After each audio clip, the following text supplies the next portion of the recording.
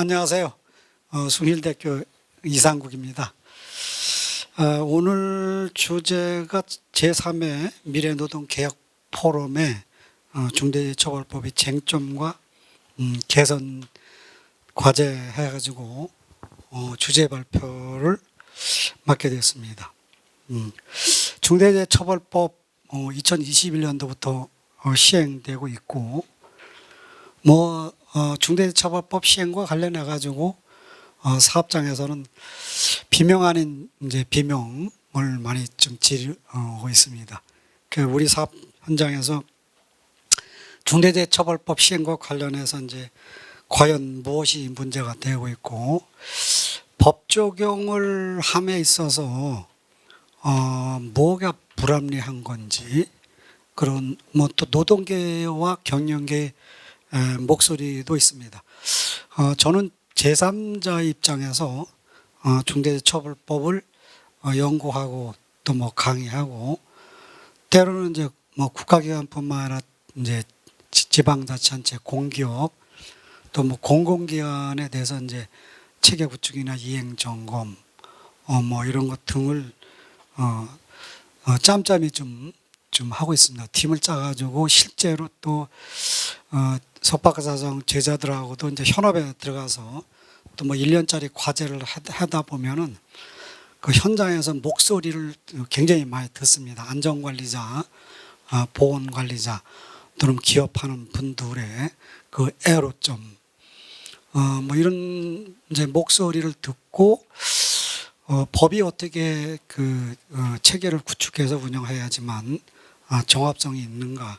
그래서 이제 각계에서 이제 한편으로는 이제 업계의 이익을 대변해서 하는 목소리도 있지만은, 또 한편으로는 또 그런 견해가 일부는 이제 타당성도 있어 보입니다. 그런데 또 법이 또 현실적으로 불안면인 점이 많아서 이런 것부터 먼저 개정해야 되지 않냐, 이런 생각을 굉장히 현장을 다니면서 좀 많이 느끼고 있습니다. 그럼에도 불구하고 그 체계가 입법적인 하자가 좀 뭐가 있는지, 중대재해처벌법이나 산업안전보호법 이번에 이제 개선 과제 이렇게 했지만은 사실상 우리 이승길 교수님이 이왕이면은 산업법하고 중처법하고 비교해서 좀 발제를 좀 해줬으면 좋겠다. 사실상 현장에 들어가면은 중대처벌법 입장 다르고 산업안전보호법 그 입장이 다릅니다. 그래서 양법의 각각 그 법에서 요구하는 수준 또는 방향, 또 대상, 또 관리자 입장에서 행위, 이제 모형, 행위 모델 이런 걸 어떻게 해야 될지 상당히 좀 혼란스럽습니다. 그래서 시작하는 모드에서 말씀드리면은 중대재해처벌법이 산업안전보호법하고 이게 상당히 밀접한 연계성을 가지고 있거든요.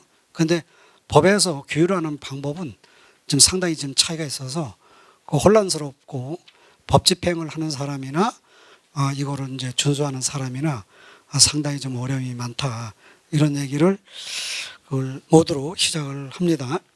일쪽에서 보는 바와 같이 우리는 중대재해처벌법이 끊임없이 발생하고 있고, 800명대의 그 사망자가 계속 발생하고 있는데, 금년도에는 건수는 줄었지만은 오히려 얼마 전에 사망자 수는 더 늘었다. 중대재해처벌법 시행하고 있음에도 불구하고 사망 재해자 수는 늘었다. 그 중에 이제 대표적인 게 화성 아리스텔이 공장 화재 사건, 인데 이 사건은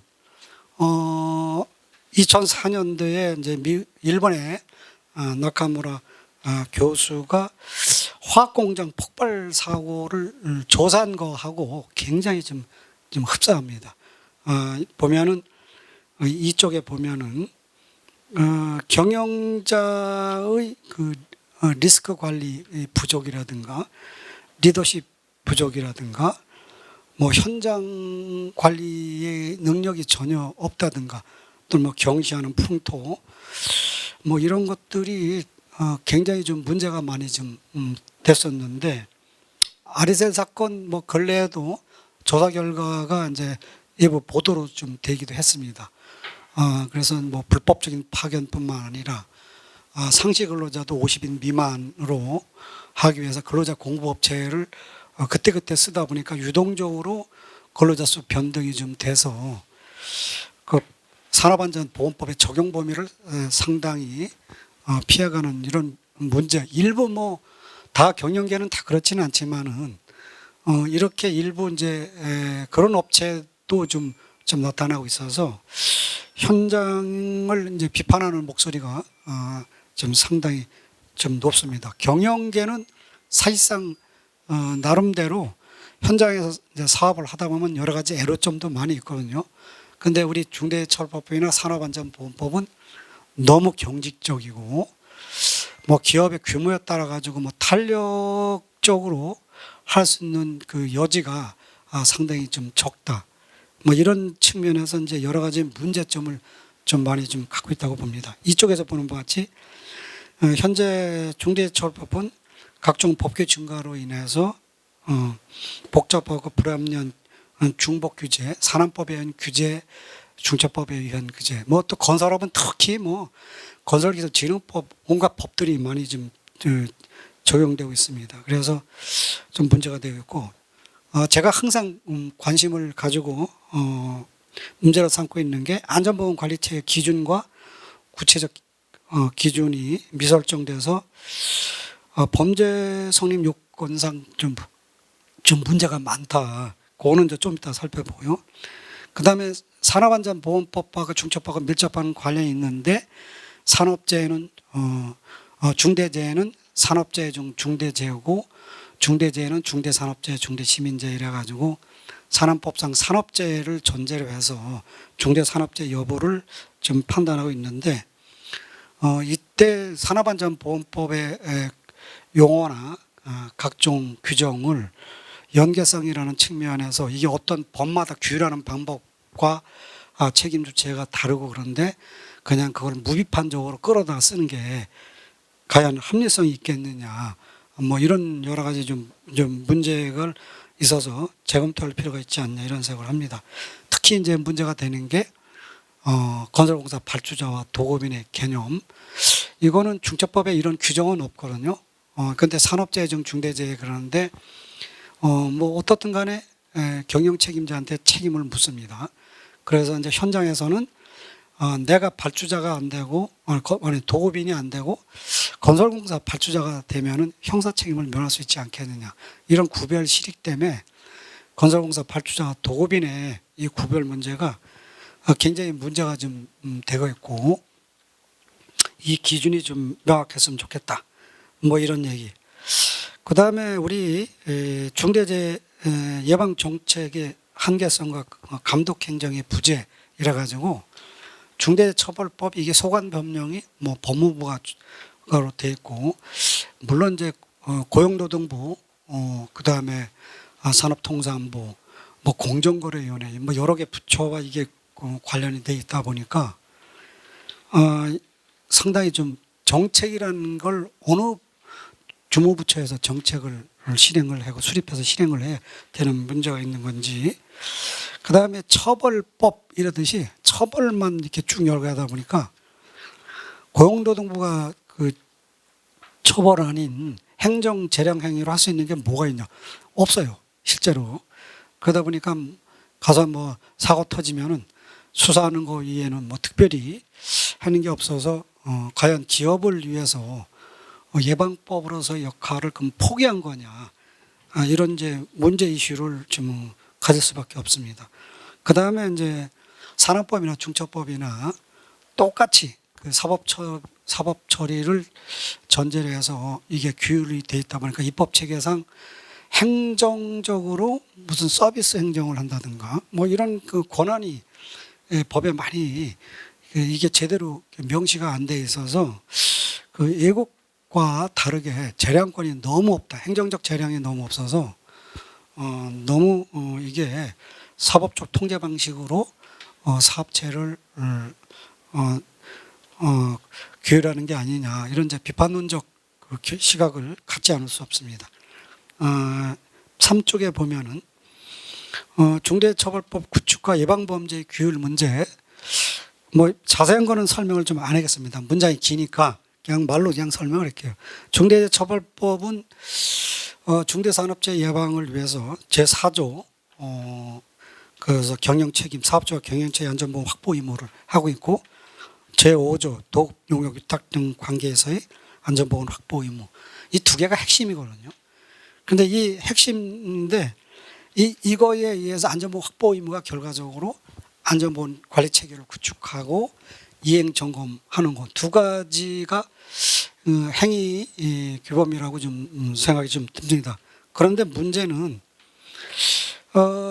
시중에서는 뭐 사업 단체나 뭐 이런 수규자 입장에서 보면은 너무 막 형사처벌 위주로 가다 보니까 산업안전보건법은 그래도 그 산업재해 예방조치나 관리감독 그래가지고 사전적 예방 활동에 대한 의무도 부과하고 관리감독을 통한 결과 책임에 대해서도 이제 양쪽을 다 가지고 이제 규율을 하는데, 중대처벌법은 그 예방조치에 대한 거는 있는 듯하면서 규범적으로 이게 구체성이나 또 뭐 강행성이나 뭐 이런 규범체계가 좀 안 갖춰져 있고, 형식은 안전보험관리체계 그래가지고 4조 법률에 의한 거하고 시행령에 9개 뭐 중복 조항이 있기 때문에 이제 일명 13개 안전보험관리체계라고 그럽니다. 13개 안전보험관리체계를 열거하고 있지만은 여기서는 전부 다 사업주와 경영 책임자라고 뭐 안전보험 경영 방침을 또는 목표를 설정하라, 뭐 이런 등등 유해 요인을 확인 또는 개선하든지 위험성 평가를 하라, 이런 식으로 이제 쭉 열거를 하고 있는데, 이 내용은 가만히 보면은 그 예방적인 성격으로 그 규정을 하고 있거든요. 그런데 이제 나중에 형사처벌은 이제 법익 침해, 그 사망이나 부상, 질병 이런 이제 법익 침해 결과에 대해 가지고 형사처벌을 이제 하는 이런 문제가 좀 있습니다. 그래서 이런 이제 방식에 의한 것이 이게 나중에 예방과 결과 뭐 이런 게 관리 체계가 이제 제대로 연계성이 좀 부족하고, 나중에 이제 고위험 처벌주의 원칙에 의해서 이제 결과 책임을 물을 적에 인과관계를 판단, 범죄 요건뿐만 아니라 인과관계 판단하는데 상당히 좀 애로점이 좀 많다, 뭐 이런 설명을 좀 드리고자 합니다. 그 다음에 4쪽 보면은 규범체 인식 부족, 범죄 성립 여부, 이게 이제 그 현업에서 현장의 안전관리자, 보건관리자들이 실제로 이제 회사에 가면은 다 그 절차 지침서나 뭐 이런 거 그 사람들이 다 제정을 하거든요. 이 사람들이 되게 보면은 공학 출신들이에요. 토목, 건축, 전기, 화공, 보건위생, 이런 이공학 출신자들이 이제 중대처벌법 법조문을 몇 개 보고 그 절차 지침서를 자기 사업장에 유해 요인이나 작업 공정이나 작업 방법이나 사용하는 기계기구 설비 등을 고려해서 이제 체계를 나름대로 구축을 합니다. 근데 실제로 이제 제가 현장에 들어가서 보면은 뭐 유해 요인은 뭐 그럭저럭 담았어요. 근데 법하고 연계해가지고 중대재해처벌법을 제대로 이해를 하고, 또 산업안전보건법이나 중처법에 또 각각 입장이 다른데 양법을 다 이해를 하고, 이게 또 이제 또 뭐냐면 형법에 법리가 또 적용되는 이런 문제가 좀 있죠.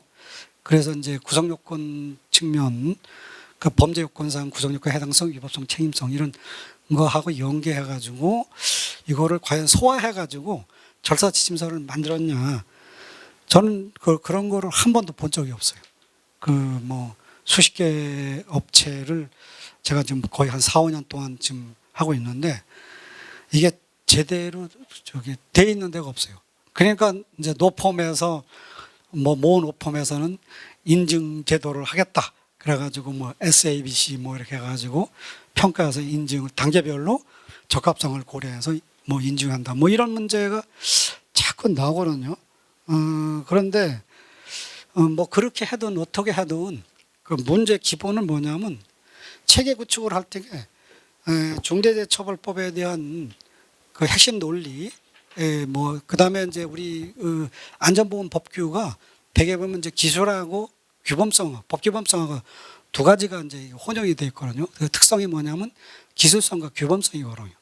그래서 기술성만 대부분 대개 이해를 하고 있고 규범성에 대한 이해가 거의 대부분 좀 안 돼 있고 자의적으로 법조문 몇 개 보고 해석하고 이러다 보니 그 체계 구축이 상당히 좀 문제가 많다.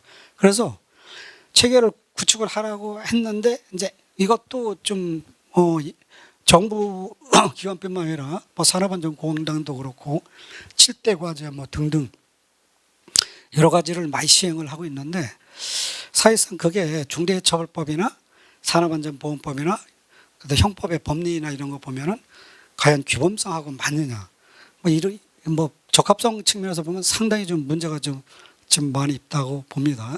그래서 뭐 정부 입장을 비판하기보다는 그 현장 적합성이나 이 규범성이 안 맞다 보니까 A라고 해서 구축을 했는데 나중에 사고 딱 터져가지고 수사를 하다 보면은 왜 A라고 했지 B라고 했어야 돼.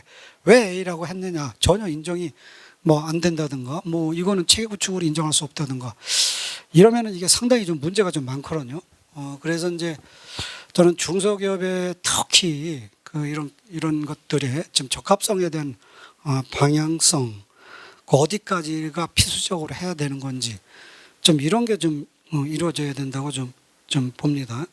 그래서 사쪽에 그 굴궁시로 보면은 이제 규칙사유 문제와 관련돼 가지고 중대재해 원인이 사업주 또는 경영책임자 지배운영과 인과가 있는지 사업주 또는 경영책임자가 안전보건을 구축하고 지원했는지 안전보건 관리체를 구축하고 이행정했는지 뭐 이런 거에 대해서 결과적으로 사법적 심사를 할 수밖에 없다. 그냥 뭐 이렇게 말씀을 좀 드리고자 합니다.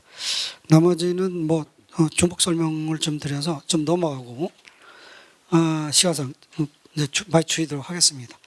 6쪽에 보면은 그 입법적 하자 뭐 감히 이제 하자라고 저는 하자라고 얘기하고 싶어요. 전혀 뭐 이게 뭐 졸속적으로 좀 되다 보니까 현장 적합성이 너무 없고 그것도 이게 그 모호성이 너무 심해서 뭐 14개 4개 플러스 9개 그럼 13개 중복 조항 포함한 13개 13개 조항을 그 명시한 시행령에서 9개까지 해서 명시한 게 과연 이것만 가지고 현장에서 형사처벌을 면할 수 있을 만한 기준이냐. 이게 행위규범으로서 우리가 이대로 따르면은 과연 우리가 법을 제대로 지키고 했다고 면책을 받을 수 있겠느냐. 뭐 이런 상당히 좀 의문성을 좀 가지게 됩니다. 시행령에 보면은 체계적으로 상호 적합성이 부족하고 행위용의 구체성이 부족하고 산업안전법의 연계성 부족, 도급 용어 사용에 있어서 뭐 산업안전보건법 다른 법들과의 관계에서 그 관계 분석 뭐 특별법이냐 또는 뭐 일반법이냐 이런 구분 문제가 아니고 그 구체적으로 들어가 가지고 법적 성질의 문제가 아니라 그 용어를 씀에 있어서 또는 그 상호 역할과 책임을 구분함에 있어서 이게 과연 제대로 적합성을 관계 분석을 한 거냐 뭐 이런 문제가 좀 될 수 있다고 좀 봅니다. 그 맨 밑에 6쪽에 보면 밑줄 친 데 보면은 중대처벌법 시행령 4조에 재해방을 위한 인력 예산 배치를 위한 안전보건 체계 구축 및 이행에 관한 조치를 명시하고 있으나 이게 안전보건 확보를 위한 목표와 방침을 설정한 것이라는 기준과 관리체계가 과연 있는지 큰 타이틀에서 입장에서 보면은 이게 그러니까 법률과 시행령이라는 측면에서 과연 적합성이 있는지 뭐 이런 게 또 문제가 좀 될 수 있다고 좀 봅니다. 그 다음에 관계 분석의 문제는 뭐 설명 생략을 할게요. 그 다음에 뭐 시간상 그 다음에 이제 우리가 그 8쪽 맨 밑에 줄 보면 굴궁시로 노무를 제공하는 사람이 재해를 당한 경우 그 노무를 제공하는 사람은 산업안전보건법에서는 형사처벌 규정이 없습니다. 그냥 뭐 특수형태 근로종사자라든가 노무를 제공하는 자에 대해서는 그 불이행하더라도 과태료를 부과하는 데 불과하거든요. 그 형사처벌 규정이 없습니다. 근데 뭐 산업안전보건법은 노무를 제공하는 자, 특수형태 근로자, 그냥 일반 근로자 이렇게 이제 세 가지로 이제 구분할 수 있고, 중처법은 종사자의 범위에 거기다 플러스 수급인을 좀 포함하고 좀 있습니다. 근데 수급인도 뭐 이 질문이 많이 들어와요. 제가 이제 강의하는 학생들이 뭐 현대자동차 등 뭐 등등 대기업체에 근무하시는 분들이 좀 많고, 공기업 뭐 본부장들도 있고, 뭐 이런 분들이 뭐 사업하시는 분들도 뭐 석박사가 좀 들어와 있고 좀 다 그런데, 그 수급인도 그러면은 사업자 아니냐? 수급인이 다쳐도, 우리 사업장에서 다쳐도 중대재해에 해당되냐? 뭐 이런 질문을 좀 많이 하거든요. 그래서 이제 그런데 종사자라는 의미는 우리 사업장에서 종사하고 있다는 뜻이거든요. 말 그대로 노동력을 제공했던 입장이라서 노예노동, 종속노동, 자율노동, 자유노동 이렇게 구분할 때에 노예노동은 이미 중대공권주의사이기 때문에 폐지가 됐고, 나머지 세 가지 노동 중에서 근로하고 노무로 구분이 되는데, 노무를 제공하는 사람은 산업안전보건법에서는 과태료로 그냥 위반해도, 그 노무를 제공하는 사람은 보호하지 못했다도 형법에 업무상 과실치상죄 제공하는 건 별개 문제고, 산업안전보건법 자체에서 보면은 그냥 과태료만 부과하는데, 중처법에 오면은 노무를 제공하는 자, 수급인 뭐 이런 사람들을 보호하지 못했다. 뭐 이러면 이게 이제 중대산업재해가 돼가지고 그 경영 책임자가 이제 형사 책임을 부담하는 문제. 그러니까 현장에서는 노무를 제공한 사람은 과태료에 불과하기 때문에 그렇게 엄격하게 관리 안 하고 별 신경 안 써요. 현장에서는 그렇게 했는데, 나중에 속된 말로 덤태기 쓰는 거는 이제 대표이사, 경영 책임자, 그 사람한테는 우리 중처법 법리에서 보면 형사처벌감이에요.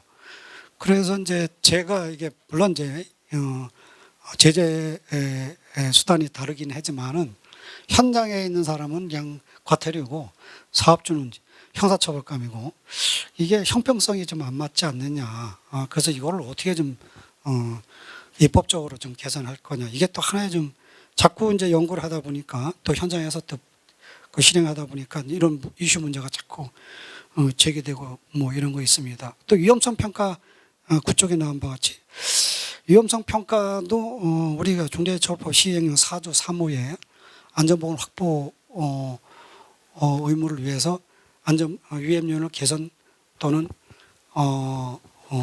확인하고 개선하는 조치를 하던가 위험성 평가로 가름하던가 뭐 이런 식으로 좀 돼 있는데, 위험성 평가가 가장 이것도 뜨거운 감자인데, 위험성 평가 많이 해요, 현장 들어가면은.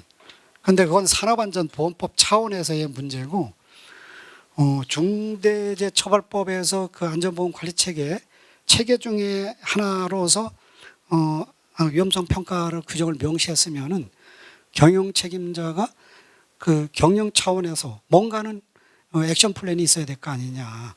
그럼 그게 결과적으로 경영자의 역할과 책임인데, 관리 체계로서 위험성 평가를 그럼 어떻게 뭘 하고 있느냐, 이런 문제거든요. 그래서 이거는 결과적으로 또 중처법 입장과는 또 형사 문제와 관련되어 있고, 위험성 평가는 산업안전보건법에서는 그냥 과태료, 관리감독자의 과태료 문제죠. 과태료 수준의 문제고. 그래서 이와 같이 이게 무슨 얘기냐면, 그 양형 또는 뭐 형사처벌을 할 거냐, 과태료 할 거냐, 뭐 이런 것도 그 연계성 측면에서 물론 차원이 다릅니다. 규범체계상 차원이 다르긴 하지만은, 위험성 평가할 때 그럼 사업주가 관리 체계를 만들어 놓고 현장에서 어떻게 실행하는 거 하고, 그 뭐 실행 체계, 보고 체계, 전달 체계를 어떻게 구축해 가지고 이거를 좀 정합성이 있도록 이렇게 체계를 구축해서 운영할 거냐. 저는 이제 현장에 나가면 이제 이 소리를 굉장히 좀 많이 합니다. 강의할 때나 또 현장 지도할 때나 뭐 이런 얘기를 좀 많이 해서 지도를 좀 하고 있습니다. 건설공사 발주자 도급인의 문제는 뭐 여러분들이 뭐 한번 보셨고 또 워낙 잘 아는 거기 때문에 대부분 설명 생략할게요. 그러나 이제 간단하게 말씀을 드리면은 우리가 도급은 일반적으로 민법 664조, 뭐 건설산업기본법, 건설기준진흥법, 전기공사법, 정보통신공사법 다 이런 법들은 이제 거래관계로 이렇게 도급의 개념이고, 산업안전보건법은 이런 도급 사업자 간의 관계에 관심이 없고 도급을 받았던 용역을 받았던 위탁을 받았던 그거에 상관없이 우리 근로자가 그 현장에서 일하다가 유해 요인으로부터 노출돼 가지고 재해를 입는 거가 그걸 어떻게 보호할 거냐 하는 문제거든요. 그래서 산업안전보건법은 이거 규율하는 방법이 기존의 도급관념과는 상당히 좀 차이가 있는 독자적인 개념이다. 그러면 이 도급의 개념을 산업안전보건법의 개념을 전제로 해서 산업재해를 인정하면은 중대재해처벌법 시행령 중대재해처벌법 제5조의 처벌법 5조의 도급용역 위탁도 같은 방식으로 도급으로 해야 되는 거 아니냐. 근데 중대재해처벌법 5조는 그 모법에 뭐라고 되냐면 도급용역 위탁을 구분을 해버렸어요. 산업안전보건법은 도급용역 위탁을 구분하지 않고 이제 포괄적인 관념으로 2조 6호에서 명시하고 있는데, 중처법은 도급용역 위탁을 이걸 구분해 놔가지고 이거는 산업안전보건법상의 도급과 다르다. 이게 이제 다수적인 견해거든요. 그래서 이제 제가 이제 노동부의 그 법개정위원회 좀 위원으로 활동을 좀 하고 있는데, 이 중처법이 산업법하고 용어를 일치하든지 이게 용어를 아예 구분해가지고 달리 쓰고 있다 보니까 이게 도급이라는 용어를 현장에서는 각각 어떤 사람은 민법상 도급의 개념이라고 하고 어떤 사람은 건설산업 하는 사람은 이게 건산법상 이게 도급이다. 정보통신공사 하는 사람은 이거 정보통신공사가 우리 사업하고 관련된 게 이게 도급이다. 뭐 이렇게 이제 그 해석이 제각각이에요. 그런데 궁극적으로 제가 좀 전에 얘기했듯이 거래관념상 우리 도급의 개념은 우리 관심 없다. 그러니까 종사자를 보호하기 위해서는 이런 용어로 쓰더라 하더라도 이게 산업재해고 또는 중대산업재해로 이렇게 해석이 돼서 어떻게 보호할 것이냐, 여기에 좀 관점을 둬야 되지 않겠느냐.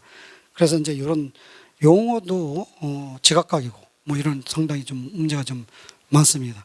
그 다음에 이제 뭐 산업안전보건법상 발주자냐 도급이냐 뭐 이런 구별의 문제는 인천 항만 사건 여기서 뭐 여러 가지 이제 법리적으로 뭐 1심은 그러니까 단독심에서는 도급의 사실관계를 고려해서 도급으로 판단하고 항소심에서는 규범적 관점에서 뭐 발주자라고 또 뭐 해석하고 이게 이제 신급마다 각각 다른 시각에서 이제 판단을 하고 있는데 뭐 법이 개정되지 않는 한 원칙적으로 이건 대법원 판결이 좀 나와야 되지 않냐. 그래서 저희도 산업안전보건법 개정위원회를 하면서 이거를 좀 난상 토론을 했어요. 한 6차에 걸쳐서 건설공사 발주자와 도급을 좀 구별을 좀 해야 되는 징표를 뭔가는 세워야 되지 않겠느냐. 저도 또 뭐 그런 주장을 또 상당히 좀 많이 했고 그런데 이게 이제 대법원의 상고심에서 이제 계류 중이다 보니까 판례의 추이도 좀 지켜보고 또 뭐 입법 개정 과제로 삼기는 하지만은 좀 더 대법원 판례라든가 또는 이제 그 도급 발주자에 대한 연구를 좀 더 해서 개정하는 걸로 하자. 이제 우리는 그 정도 선에서 이제 검토하고 지금 과제로는 좀 삼고 있습니다. 그래서 아직 확정은 좀 하지 않은 상태입니다.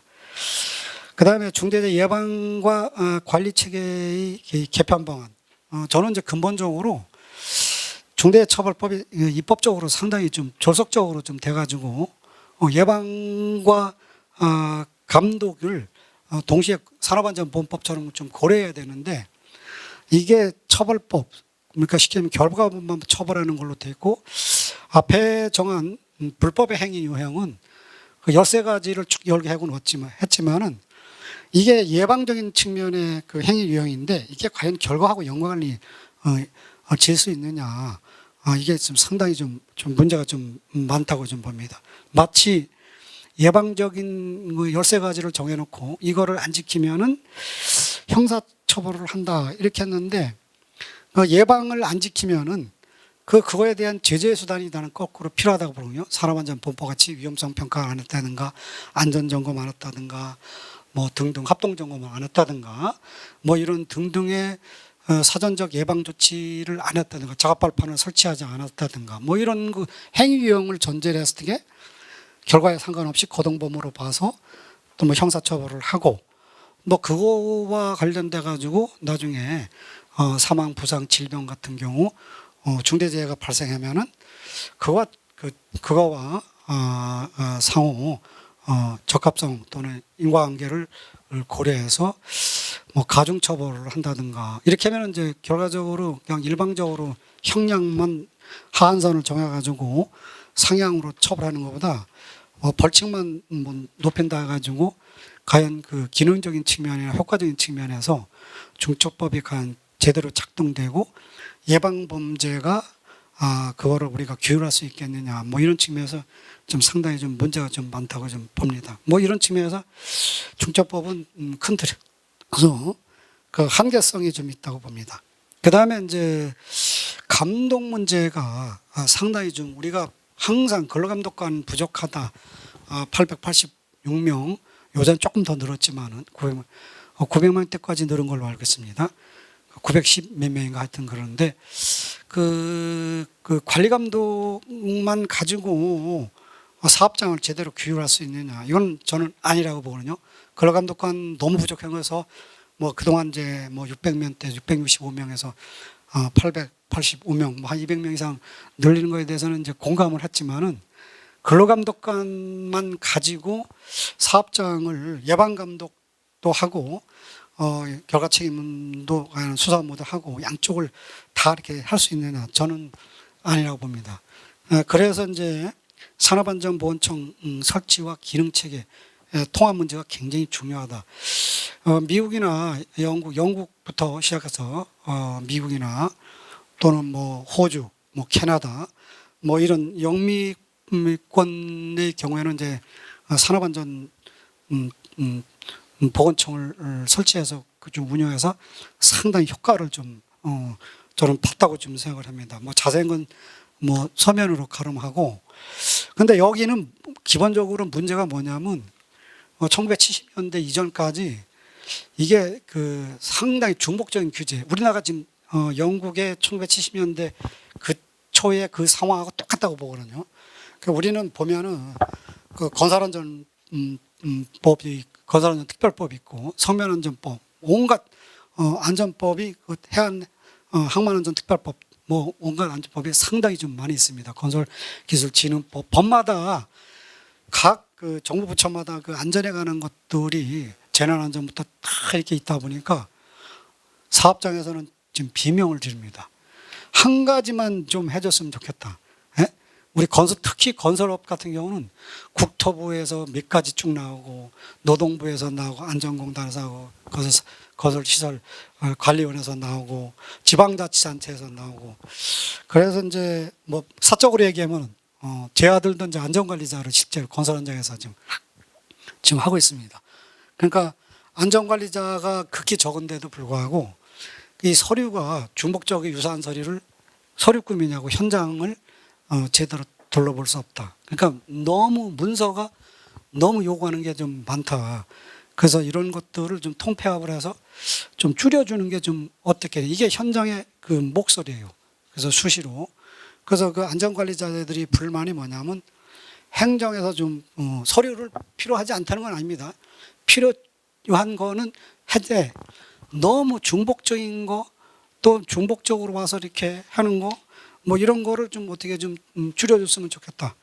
그 영국의 산업안전보건청의 시발이 이제 이런 측면에서 시작된 거라고 여러분들도 다 좀 아시라고 봅니다. 그래서 우리나라도 지금 이런 상태로 자그마한 나라에서 이렇게 계속 이런 식으로 각계정도로 가는 거에 그 산업적에서는 너무 비용이 많이 들고 인력도 부족하고 안전 인력도 상당히 좀 부족합니다. 그래서 이제 이런 거를 어떻게 좀 개선해 줬으면 좋겠다. 이제 이런 문제를 또 제기합니다. 그 다음에 이제 17쪽에 보면은 밑줄 보면은 산업안전보건청과 관련돼 가지고 이제 국가산업안전위원회거든요. 이제 이거는 뭐 미국 같은 경우는 통폐합해서 없애버리고 이제 그 기능만 흡수했지만은, 그래서 이제 전국 단위 중앙정부의 산업안전위원회에서 근로자와 사용자, 이제 전문가, 뭐 박사, 기술사, 공학박사, 뭐 변호사, 의사, 뭐 이런 사람들, 그 다음에 지방자치단체, 정부의 이제 정책부서의 공무원, 이런 사람들이 거기에 참여해서 협의해서 의결을 하면은 산업안전보건청에서 이걸 집행을 하잖아요. 감독기관에서. 뭐 이렇게 하니까 현장 적합성이 있더라고요. 우리나라는 뭐가 문제냐면 노동부에서 해놓으면은 이게 이렇게 법으로 정한 게 뭐가 문제가 되냐면은 현장에서 비명을 질러요. 거기다가 억지로 맞추냐고. 안 하면은 법률 위반이 좀 되니까. 그래서 현장에서 안전하는 사람들이, 이공학하는 사람들이 이게 제발 현장에 안 맞는 걸 가지고 이게 법규범이라는 이유로 강요하니까 이게 너무 힘들다. 현장이 이렇으면은 이거를 규범적으로 과연 통제할 수 있는 적합성이 있느냐 없느냐 이런 것들을 좀 해야 되는데, 그 현장 따로 정책 따로 뭐 위에서 이제 이렇게 하는 게 좀 상당히 좀 문제가 많다. 그래서 이게 국가산업안전위원회처럼 저는 정부에 이런 거를 좀 만들어서 현장의 목소리, 그 다음에 그 실행하는 사람들의 의견을 반영할 수 있으면 이런 게 좀 필요하게, 정책적인 기능이 좀 필요하지 않겠냐. 뭐 그 정도로 하고, 그 다음에 18쪽에 보면 분권형 이제 감독 문제, 뭐 영국이나 미국이나 또는 뭐 호주나 뭐 독일이나 이런 데는 다 연방국가 체계고 이게 땅덩어리가 크니까 뭐 이 분권형은 이제 그래서 이제 태생이 됐다고 봅니다. 그 땅덩어리가 크니까 근로감독관 늘리는 거 한계가 있어요. 그러니까 중앙정부나 이런 데는 그냥 정책적 기능을 하고 우리 근로감독관은 사법적 기능만 하겠다. 그런데 법에는 행정적 기능도 많이 넣고 행정 프로그램도 넣고, 그래서 그거는 행정감독에 하는 거는 다 지방자치단체에 넣은 거였어요. 그래서 지방자치단체는 사법권이 없어요. 그러니까 서비스 행정이야. 무슨 교육 프로그램을 개발한다든가 위험성 평가에 대한 거를 뭐 한다든가 컨설팅, 안전보건 컨설팅 같은 게 감독을 면제시켜 놓고 하면 중앙정부가 이 프로그램을 지방정부한테 그 요청을 받아 승인하고 프로그램을 심사해서 예산 지원해주고 뭐 이렇게 하는 게 상당히 효과적이 있다. 그래서 미국의 이제 미네소타주 같은 경우는 그런 예방 프로그램 가지고 상당히 효과를 좀 보고 있는 걸로 이렇게 좀 되어 있습니다. 그래서 우리 법에는, 산업법이나 중재법은 행정에 관한 내용은 전혀 실려 있지 않다. 그래서 이제 너무 사법 통제 방식으로, 중앙적 사법 통제 방식으로 좀 되는 한계점이 좀 많다. 이런 문제가 좀 되어 있고, 그다음에 마지막으로 23쪽에 보면은 이 근로감독관 문제거든요. 그래서 근로감독관을 이렇게 늘리는 거는 이제 한계가 있다고. 저도 이제 근로감독관 늘리는 거 가지고는 이제 정답이 없다. 거꾸로 적정한 근로감독관하고 예를 들면은 사법적 통제 기능하고 행정적 감독하고 이제 이렇게 갈라가지고 분권형으로 가면서 행정적 감독은 지방자치단체에 넣고, 그래서 그 다른 나라는 그 지방자치단체가 행정감독, 행정지도 뭐 이렇게 하거든요. 하다가 위법사항이 있으면은 이거를 처음에는 시정조치하라고 지도공고하다가 안 되면은 그냥 그 근로감독관한테 이첩을 합니다. 그래서 사법적 절차를 하도록 이렇게 이첩을 합니다. 그리고 현실적으로 제가 이제 경기도로부터 과거에 한 3년 동안 연구영역을 받아가지고 경기도 일대에 중소기업을 대상으로 해서 경기도 안전 뭐 예를 들면 서울도 있잖아요. 서울시청도 있잖아요. 어사대도 있고 뭐 이런 등등. 그래가지고 그런 형식으로 이제 만들어가지고 현장 실태 점검도 가보니까 근로감독관 나오는 거는 사법권을만 딱 쥐고 있다 보니까 나오면은 저가 그러냐. 그래서 별로 좋아하지 않아. 그래서 우스갯소리로. 그래서 차라리 행정감독 와가지고 서비스하고 지도 조언하고 이게 더 우리는 모르니까, 모를 때는 모를 수 있는 사람도 많잖아요. 이게 더 서비스 행정이 더 좋다. 그래서 이제 긍정적으로 하고 있고, 그래서 제가 이제 경기도에 같은 경우 그 조례를 만들 때에 그런 내용을 많이 넣어놨어요. 경기도 안전보건 조례를 제정할 때에 그 조례 안을 만들어주면서 그런 내용을 좀 많이 준 서류도 있습니다. 그래서 여기 23쪽에 맨 밑에 보는 바와 같이 미원국 같은 경우 산업안전 감독관은 1,050명이에요. 사망자 수 56만 명, 근로자 수. 그 다음에 이제 감독관 1명당 사업장 수가 5,333개. 그러니까 우리나라는 3,445개예요. 그 다음에 감독관 1명당 근로자 수 영국의 경우는 29,672명, 우리는 24,125명. 별 차이 안 나요. 그런데 이렇게 근로감독관 수도 뭐 별 차이 없는데 영국은 산업재해 왕국에서 지금 산업재해 선진국으로 이렇게 발돋움했어요. 그게 뭐냐면 결과적으로 그 시스템적으로 그 행정권한 이런 게 잘 분배가 좀 돼 있고 통합적 안전보건 관리 체계를 구축을 하고 있고 뭐 이런 것들이 좀 효과를 보고 있지 않냐 이렇게 이제 추정을 좀 할 수 있습니다. 그래서 이제 우리가 물론 이제 뭐 각 입장에 따라 가지고 이해관계 당사자에 따라 가지고 법을 어떻게 개편할 거냐 뭐 이런 요구 사항도 많지만은 저는 여기 끝날 때에 25쪽에 보는 것 같이 그냥 5가지로 그 요약을 좀 했어요. 첫째 이제 중대재해처벌법과 산업안전보건법 상호 밀접한 연계성을 지니고 있는데 좀 관계 분석을 해서 역할과 책임을 좀 정하고 용어도 좀 적절하게 좀 썼으면 좋겠다. 그래서 이게 법 해석상 상당히 논리 체계 해석상 상당히 좀 문제가 좀 많이 있습니다.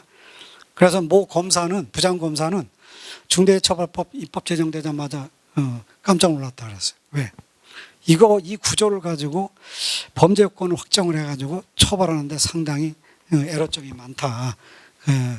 뭐 재판하는 사람이 이제 나중에 이제 요지같이 재판하는 단계지만은 둘째, 중대재해처벌법에 의한 안전보건 관리 체계는 예방적 기능을 위주로 구성하고 있으나 이행 방법과 절차가 구체적으로 명시되고 있지 않아 결과범 위반죄를 정하기 어렵다. 이 얘기는 왜 말씀드리냐면은 우리 목표와 방침, 중대재해처벌법 시행령 4조 1호에 보면 안전보건에 관한 방침과 목표를 설정하라고 되어 있거든요. 그럼 이거 안전보건 방침 목표 설정하는 게 중대재해하고 어떤 인과관계가 있느냐 이렇게 좀 따져보면 상당히 문제가 많다고 봐요. 목표와 방침이 그거 없으면은 중대재해가 예방할 수 있나? 그거 있으면은 중대재해 예방할 수 있고 없으면은 중대재해에 이게 심각한 문제가 있나? 뭐 위험성 평가는 그래 할 수 있어요. 위험성 평가는 자가발판 위험성 평가 해가지고 위험 요인 발굴했네. 이거 발굴하지 못했으니까 나중에 사고 터지면은 그 인과관계가 직접적 인과관계에서 책임을 물을 수 있는데 목표 방침은 지극히 추상적인 기준인데 이거 있고 없고에 따라 가지고 형사처벌한다? 이걸 가지고 위법성을 판단한다? 위반이 곧 위법성이냐? 이거에 대해서 의문을 가질 수밖에 없다. 그래서 설정과 목표를 하라고 그랬는데 구체성이 없다 이게요. 그러면 목표를 어떻게 정해야 되냐? 그럼 내 마음대로 하냐 이 회사가? 그러면 적합성이 있다고 보냐? 방침도 분기별 방침 뭐 이렇게 해가지고 평가하면 되느냐? 주관적으로 어떻게 평가하든 내가 이렇게 재량적으로 해도 목표와 방침을 설정했다고 보냐? 그냥 있는 목표와 방침 잘 하지 못하더라도 있다는 것만 가지면은 그냥 형사처벌이 대상이 되지 않고 목표 방침이 아니면은 목표 방침을 만들긴 만들었는데 이게 적합성이 전혀 없는 것도 과연 이것도 문제를 삼을 것이냐 뭐 이런 문제가 있거든요. 그래서 재판상에 여러 가지 그 목표 방침이 있냐 없느냐 하는 정도 수준에만 심사해야지 이거를 더 구체적으로 들어가서 세부적으로 목표 방침이 제대로 안 돼 있니 또는 뭐 이런 식으로 해가지고 적합성이 부적합하다 그러면 결과적으로 이것도 위법성을 구성요건에도 해당이 되고 위법성에도 해당이 되냐 이런 논란이 좀 생겨 있거든요. 그래서 시행령에서는 뭐까지 해라고 기준은 정했을지 모르지만 사업장에서는 너무나 혼란스럽다. 그러니까 이런 거를 좀 세부적으로 했으면 좋겠는데 뭐 이런 문제가 좀 제기가 됩니다. 그 다음에 도급발주 뭐 이것도 뭐 제가 이제 시행령 언급을 했는데 그냥 무턱대고 시행령이 그냥 시행규칙 얘기를 했는데 이거는 산업안전 중대처벌법이나 시행령을 이렇게 좀 개편 작업을 하면서 근거 규정을 만들어 가지고 지금과 같이 조금 전에 말씀드린 것 같이 구체적 시행 내용을 시행 규칙에 좀 위임을 할 수 있으면 좀 좋지 않겠느냐 뭐 이런 측면에서 그 말씀을 드렸고, 넷째는 국가산업안전위원회 뭐 산업안전보건청 설명 생각했습니다. 다섯 번째도 뭐 그 행정 지방자치단체 등 행정 권한을 좀 창설해서 할 수 있으면 좋겠다. 뭐 이런 여섯 번째 사법권하고 행정권을 좀 구분해서 지방자치단체도 뭔가 할 수 있는 게, 우리 산업안전보건법 5조나 5조 2에 보면은 지방자치단체 역할과 책임이라는 게 있거든요. 예방 프로그램. 사실상 그게 거의 작동이 좀 안 됩니다. 그래서 근거 규정을 만들긴 했지만은 뭐 이게 이제 뭐 제대로 뒷받침이 좀 안 되고 있어서 좀 상당히 좀 망하고 있고, 그다음에 마지막으로 중소기업에 대한 협력체계 구축 문제는 이게 산업안전보건법과 중처법에 다 공통적인 현상이라고 좀 봅니다. 뭐가 문제가 되냐면은 산업안전보건법이나 뭐 이런 데 보면 지배관리, 도급인과 수급인이 무턱대고 뭐 책임지는 건 아니거든요. 뭐 공동사업장, 지정사업장, 또 사실상 뭐 지배운영 관리를 한다든가 이럴 때에 도급인이 수급인한테도 뭐 역할을 하라 이런 뜻이지, 전혀 관련성이 없고 도급만 맡겼다 그래가지고 수급인이 책임을 져라 이런 거는 법리적으로 좀 불합리하다고 좀 볼 수 있는데, 그래서 문제는 뭐냐면 지금 우리가 발주자 도급을 이렇게 할 때에 발주자긴 했는데 건설공사 발주자가 좀 문제 있잖아요. 그래서 우리가 건설공사 빼놓고는 발주자 인정을 안 하니까. 근데 발주자가 이게 공사를 주는데 서너 명 소규모 업체에다가 이렇게 아예 뭐 10명, 15명 이런 데 해도 조그만 데 공사도 나가거든요. 그러면 나는 발주자, 니들이 다 알아서 15명 되고 있는 업체, 10명 되고 있는 업체에서 안전보건 관리체계 구축해. 그럼 못해요. 그래서 이제 이런 게 좀 상당히 좀 문제가 있어서, 근데 거기에 좀 뭘 이렇게 도와주고 어쩌고 저쩌고 하고 싶으면은 우리가 이제 여기 이제 규범적으로 지배운영 관리라는 표현이 좀 있잖아요. 그래서 어떤 형태로 개입을 하면은 그 지배운영 관리에 우리가 저촉이 돼서 그러면 도급인으로 해석될 여지가 있지 않느냐. 그러면 인천항만 사건 같은 그런 사태가 난다. 그래서 이런 거를 협력적으로 또는 지원을 한도 좋다, 이런 규정을 이렇게 만들어 가지고 예외적으로 그런 거는 그런 행위도 적법 법령에 의해서 적법한 행위로 허용을 해주는 이런 근거 규정을 좀 만들어야 되지 않겠냐. 산업안전보건법도 똑같거든요. 이런 거 없이 그냥 사법적 통제 방식으로 이렇게 하면은 상당히 좀 문제가 있다 이렇게 생각이 듭니다. 이 정도로 발표 마치겠습니다.